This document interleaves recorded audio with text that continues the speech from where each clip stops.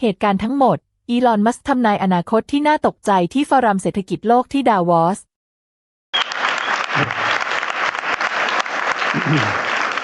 That's better. Thank you. Yeah, we're going to make this interesting. How many quotes are you going to want that are going to be after this session? I don't know. I mean, 5. Okay.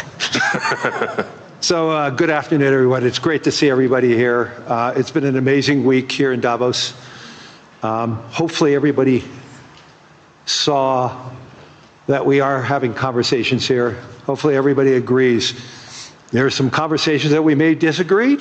There's many conversations that we may have agreed, but through those conversations, and I think today's result with a peace agreement earlier today, the World Economic Forum is here to have those conversations, to have understandings, and also resolution. So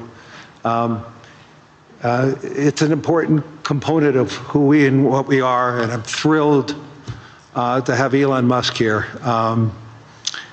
He came all the way from California to be here to see all of you. So thank you, Elon. You're most welcome. I heard about the formation of the Peace Summit, and I was like, is that PIEC? A little piece of Greenland, a little piece of Venezuela. We got one. All we want is peace.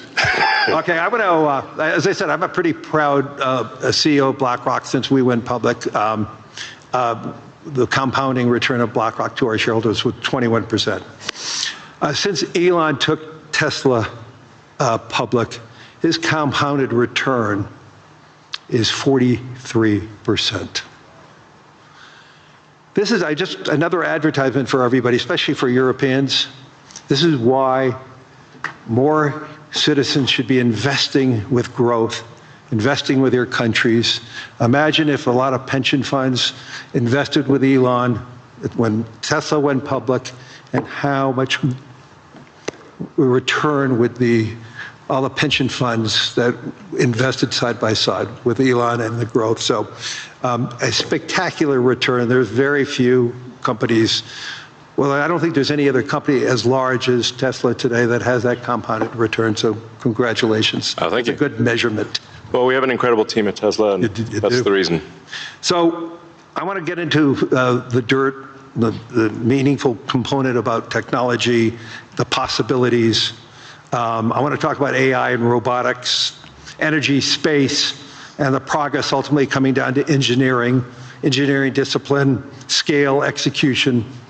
And few people, if not anyone, has the experience and the fortitude to confront these issues head on. Not just the ideas, but the execution across so many different technologies, Elon, and that's why I thought it was important for us to have this dialogue here in Davos.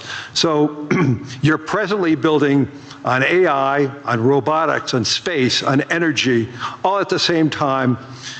When you look across those efforts, what do they have in common from an engineering standpoint? Well, they're all very difficult technology challenges, but the overall goal of my companies is to maximize the future of civilization, like basically maximize the probability that civilization has a great future, and to expand consciousness beyond Earth. So if you take SpaceX, for example, that SpaceX is about advancing rocket technology to the point where we can extend life and consciousness beyond Earth, to the moon, to Mars, eventually to other star systems. And I think we should always view consciousness, life as we know it, as precarious and delicate, because to the best of our knowledge, we don't know of life anywhere else. I'm often asked, are there aliens among us? And I'll say that I am one, but... Or you're from the future. They don't believe me. Okay. But I think if anyone would know if there are aliens among us, it would be me. We have 9,000 satellites up there, And not once have we had to maneuver around an alien spaceship. So I'm like, I don't know. Bottom line is, I think we need to assume that life and consciousness is extremely rare, and it might only be us. And if that's the case, then we need to do everything possible to ensure that the light of consciousness is not extinguished, because we're effectively, the way I view it is, the image in my mind is of a tiny candle in a vast darkness, a tiny candle of consciousness that could easily go out. And that's why it's important to make life multiplanetary, such that if there is a natural disaster or a man-made disaster on Earth, that consciousness continues. That's the purpose of SpaceX. Tesla is obviously about sustainable technology, and also at this point we've sort of added to our mission sustainable abundance. So with robotics and AI, this is really the path to abundance for all. If you say, people often talk about solving global poverty, or essentially how do we give everyone a very high standard of living. I think the only way to do this is AI and robotics, which doesn't mean that it is without its issues. I mean, we need to be very careful with AI. We need to be very careful with robotics. We don't want to find ourselves in a James Cameron movie, Terminator. He's great movies, love his movies, but we don't want to be in Terminator, obviously. But if you have ubiquitous AI that is essentially free or close to it, and ubiquitous robotics, then you will have an explosion in the global economy, an expansion in the global economy that is truly beyond all precedent. Elon, can that expansion be broad? Yes. Or is it narrow?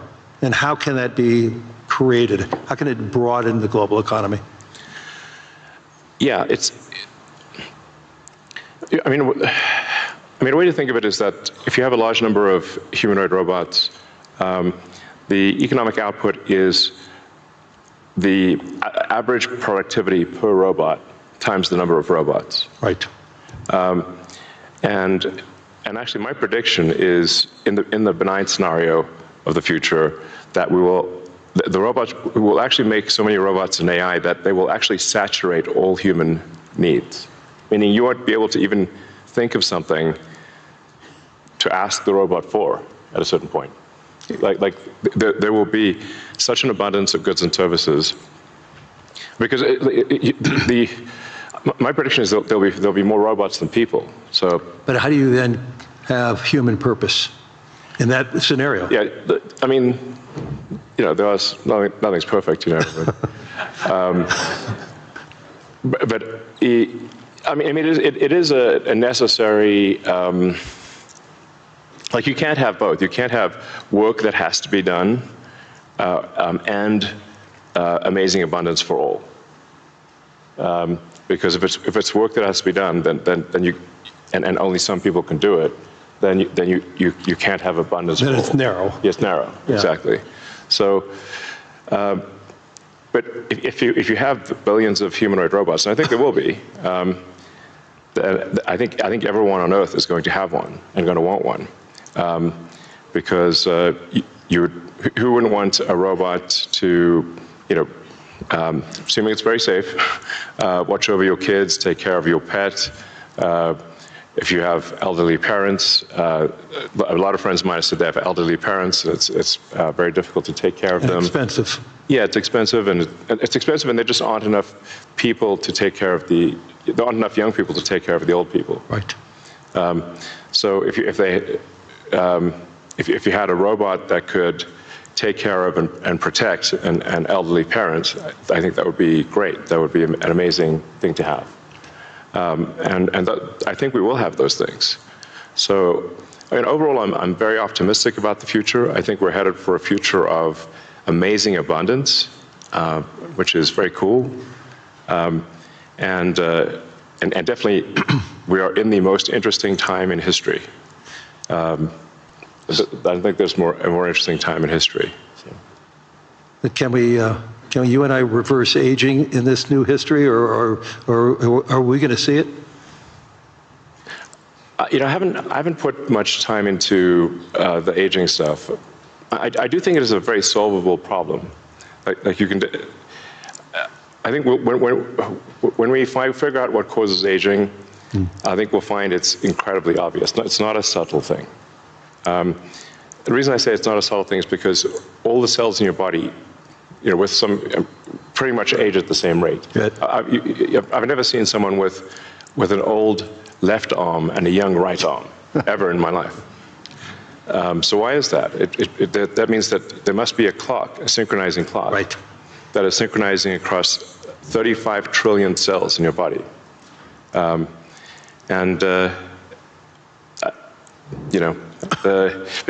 is some benefit to death, by the way.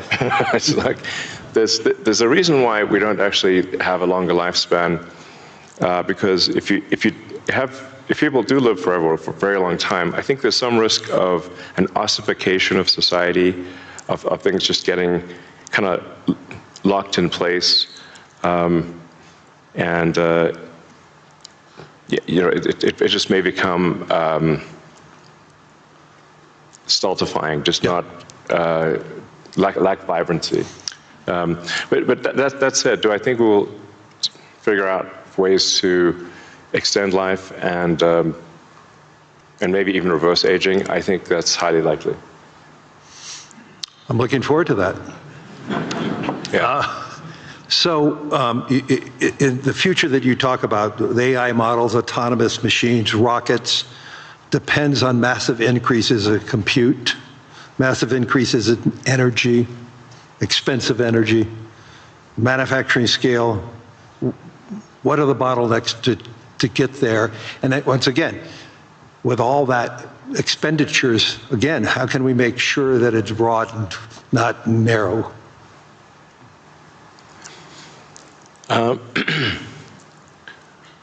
I just think the natural thing is it's going to be very broad, because AI companies will seek as many customers as they possibly can, and the cost of AI is already very low, and it's plummeting every year. I mean, the cost of AI is almost meaningfully changing on a month-to-month basis. There's open models now everywhere. Yeah. Yes, there's open models. And the open models only lag, they're maybe a year behind. Right. The sort of closed models. So I think the AI companies will seek as many customers as possible, which means they'll provide AI to the world. But the cost of getting to there, the compute, the chips, the fab, the powering, that to me, what are the those are huge. The limiting factor. Yeah, I think the limiting factor for AI deployment is fundamentally electrical power. It's just right. It's energy. Yeah. I mean, we're seeing the rate of AI chip production increase exponentially, but the rate of electricity being brought online is 3%, 4% a year. Yeah. Max. Yeah. It's clear that we're very soon, maybe even later this year, we'll be producing more chips than we can turn on. Except for China. China's growth in electricity is tremendous. They're building 100 gigawatts of nuclear as we speak. Actually, solar is the biggest thing in China. So I believe China's production capacity on solar is 1,500 gigawatts a year, and they're deploying over 1,000 gigawatts a year of solar. Now, for continuous solar load, you divide that by roughly, 4 or 5. Call it that's around 250 gigawatts of steady state power paired with batteries. And that's a very big number. That's half of the average power usage in the U.S. Right. So U.S. power usage on average is 500 gigawatts. Right. China, just in solar, in solar that can provide steady state power, and batteries can do half of the U.S. electricity output per year just with solar. Solar is by far the biggest source of energy. And actually, when you look beyond, or even on Earth, but certainly beyond Earth, the sun rounds up to 100% of all energy. This is an important thing to consider. So the sun is 99.8% of the mass of the solar system. Jupiter is about 0.1%, and everything else is miscellaneous. Now, even if you were to burn Jupiter in a thermonuclear reactor, the amount of energy produced by the sun would still round up to 100%, because Jupiter is only 0.1%. If you teleported 3 more Jupiters into our solar system, and burnt 3 more Jupiters and everything else in the solar system, the sun's energy would still round up to 100%. So it's really all about the sun. And that's why one of the things we'll be doing with SpaceX within a few years is launching solar-powered AI satellites. Right. Because the space is really the source of immense power, and then you don't need to take up any room on Earth. There's so much room in space, and you can scale to enormous. I mean, you can scale to, I think, ultimately hundreds of terawatts a year. You and I have had these conversations before, but why don't you tell the audience, what would it take for the United States, and what type of geography would it take to have that solar field to electrify the United States? And then let me ask a question, why aren't we doing it? Yeah, so, I mean, I guess a rough way to think about it is 100 miles by 100 miles, or call it, I don't know, 160 kilometers by 160 kilometers of solar is enough to power the entire United States. So, 100 mile by 100 mile area is, I mean, you could take basically a small corner of Utah, Nevada, New Mexico. Obviously, you wouldn't want it all in one place, but it is a very small percentage of the area of the U.S. to generate all of the electricity that the U.S. uses. And the same is true, actually, I mean, for Europe. You could take a small part, you could take relatively unpopulated areas of, say, Spain and Sicily, and generate all of the electricity power that Europe needs. So why don't you think that there's a movement towards that here and in the United States?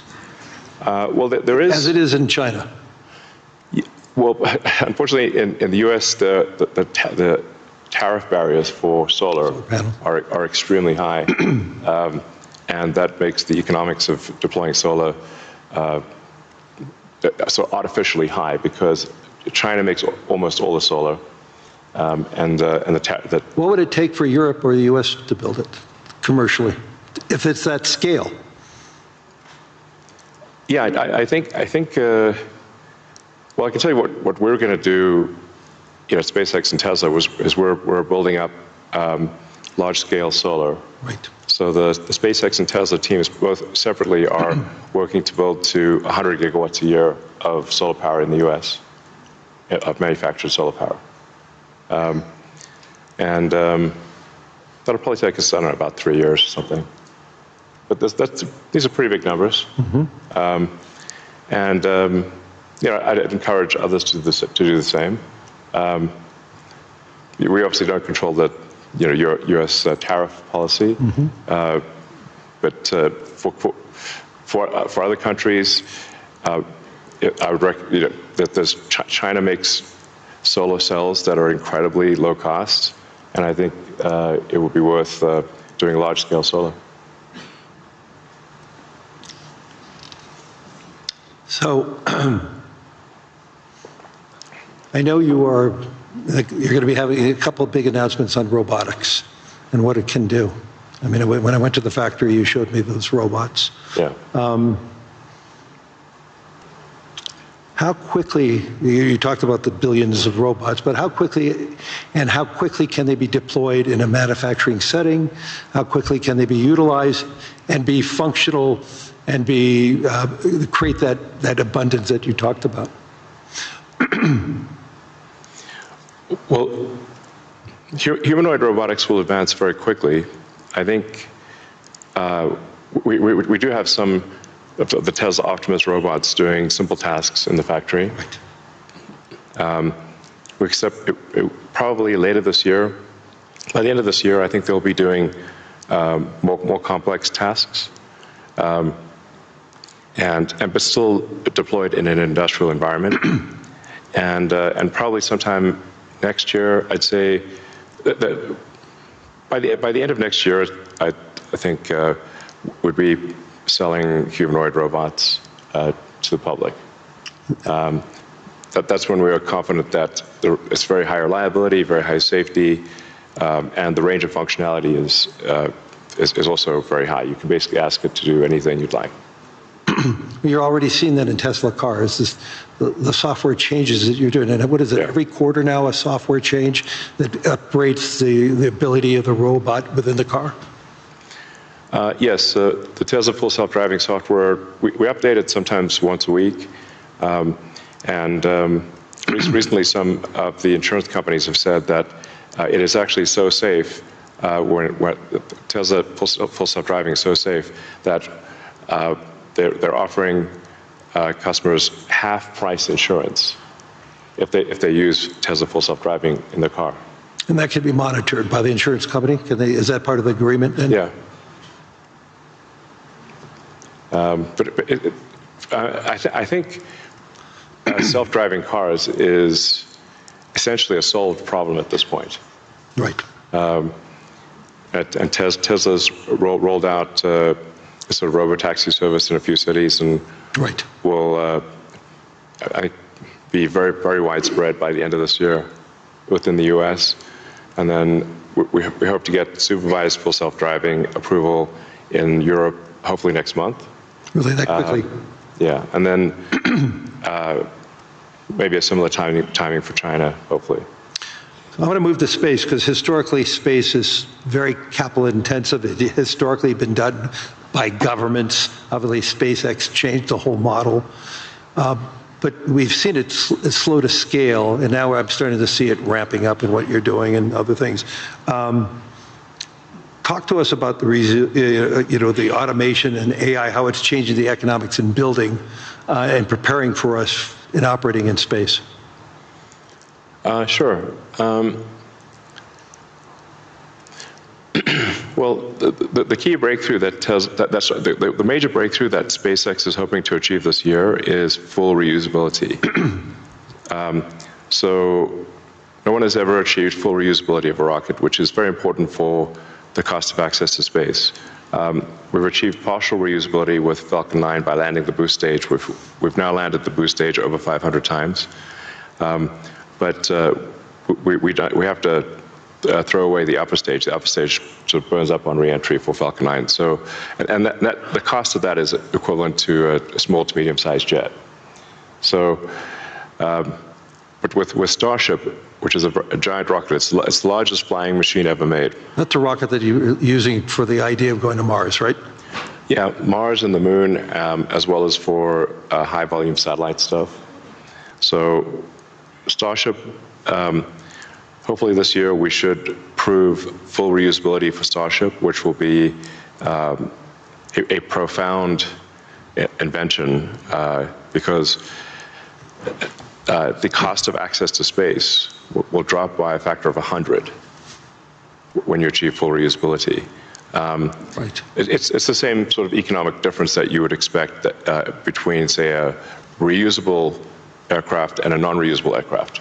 Like if you have to throw your aircraft away after every flight, that would be a very expensive flight. But if you only have to refuel, then it's the cost of the fuel. And so that's really the fundamental breakthrough that gets the cost of access to space, we think, below the cost of freight on aircraft. So, under $100 a pound type of thing easily. Wow. So it makes putting large satellites into space, very low, very cheap. And then when you have solar in space, you get 5 times more effectivenely, maybe even more than that, than solar on the ground, because it's always sunny. It's cold. It's always sunny, so you don't have a day-night cycle or seasonality or weather, and you get about 30% more power in space because you don't have atmospheric attenuation of the power. Right. The net effect is solar is 5 times more. Any given solar panel will do 5 times more energy in space than on the ground. Is there any capacity in doing that and then taking that power and bringing it back to Earth? Is there any way of doing that, or you're just taking that power and utilizing it for the needs, like building AI data centers in space?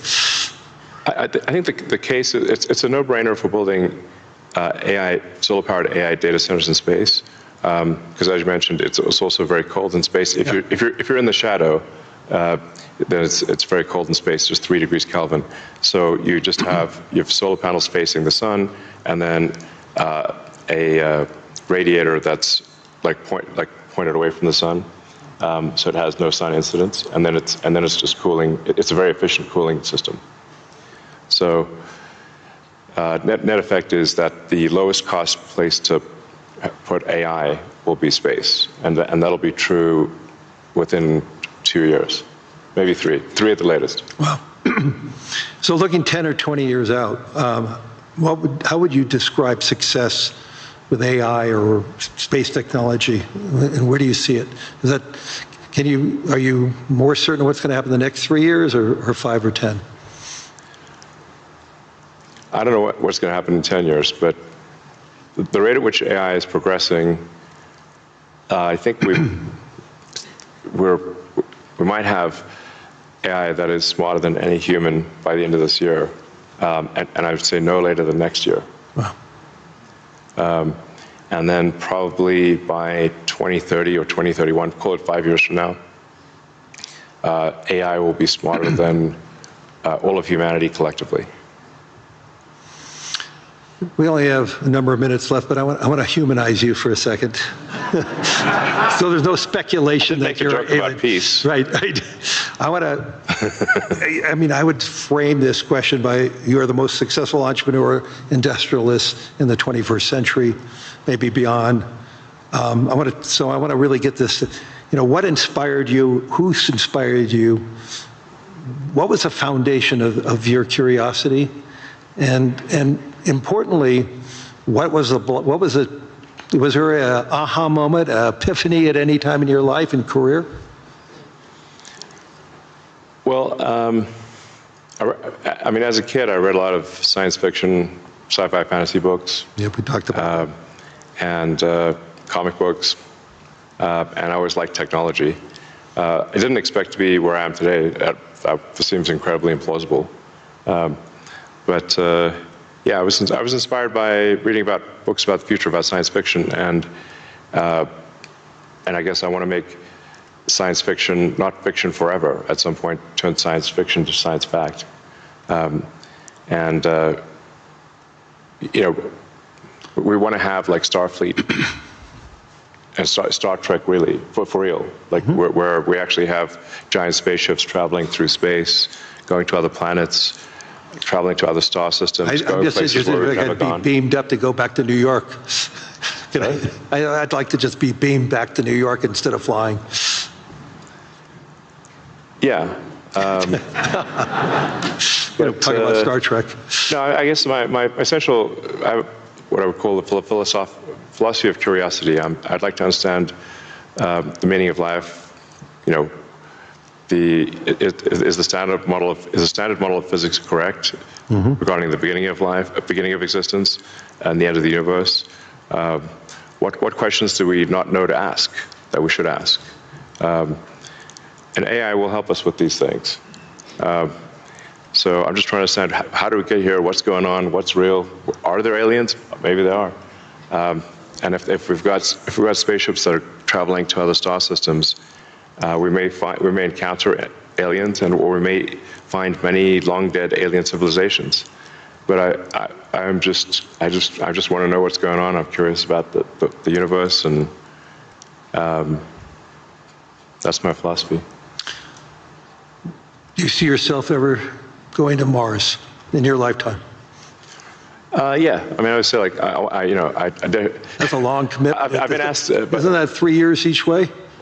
It's 6 months. 6 months. That's all it is. Yeah, 6 months, but the planets only align every 2 years. Okay. So,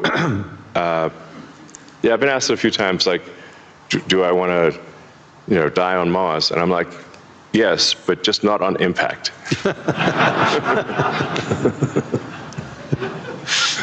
That's a good answer. Anyway, we're out of time. Hopefully everybody enjoyed this. I mean, there's so many myths around Elon Musk. I could tell you he's a great friend, and I constantly learn so much from him. And I'm totally inspired by what he has done. I've been inspired who he is, and I'm totally inspired by his vision of the future. And I don't think it's such a bad future, and I agree with his optimism. So, Elon, thank you. Any last words?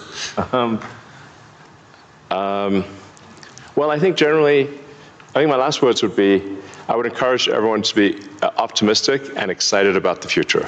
Good. And generally, I think for quality of life, it is actually better to err on the side of being an optimist and wrong rather than a pessimist and right. On that note. เว็บไซต์นี้สามารถช่วยพัฒนาทักษะการอ่านและการฟังภาษาอังกฤษของคุณได้เป็นอย่างดีด้วย AI ประโยคภาษาอังกฤษจะถูกแยกเป็นวลีสั้นๆที่เข้าใจง่ายคุณปรับความเร็วหยุดหรือย้อนกลับได้ตามต้องการเพื่อให้เข้าใจทุกประโยคเว็บไซต์รองรับการแปลถึง20ภาษาทำให้การเรียนรู้เป็นเรื่องง่ายเพียงพิมพ์ใน as.com ในเบราว์เซอร์ของคุณแล้วลองใช้ได้เลย